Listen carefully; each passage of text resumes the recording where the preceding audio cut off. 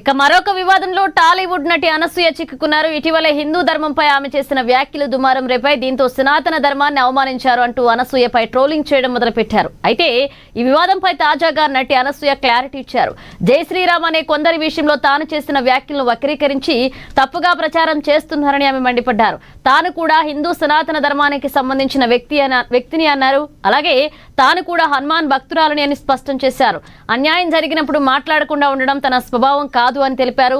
తాను మాట్లాడిన సందర్భం గురించి వదిలేశానంటూ ఆమె వాపోయారు. తనపై నమ్మకం ఉన్నవారు ఎడిటర్ క్లిప్స్, హాట్ స్టేట్మెంట్స్ వలలో పడకూడదంటూ ఆమె కోరారు.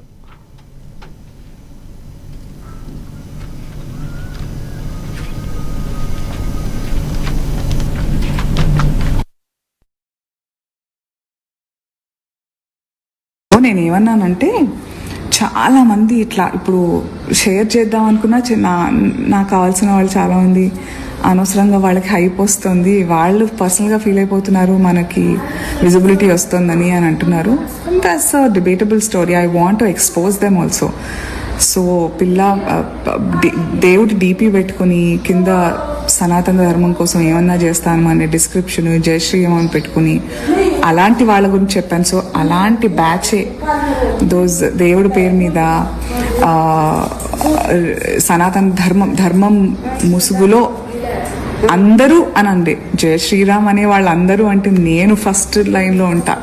I'm definitely not an assault. 15 ఏళ్ల నుంచి చూస్తున్నాను నేను social media, almost 15 odd years. చెప్పింది ఒకటైతే వాళ్ళకి నచ్చింది ఎడిట్ చేసి వాళ్ళకి ఏది ఎంటర్టైనింగ్ ఉంటుందో, వాళ్ళకి ఎలాంటి వ్యూవర్షిప్, వ్యూస్, లైక్స్ ఎట్లా వస్తే దాన్ని కట్ చేసుకుంటారు.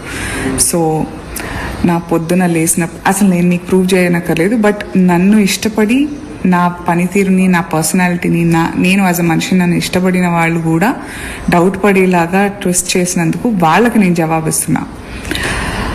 నా కొడుక్కి నా పెద్ద కొడుక్కి హనుమంతుని పేరు పెట్టుకున్నా. ఐఎమ్ హార్డ్ కోర్ హనుమంతుడు భక్తురాలు. నేనేమన్నానంటే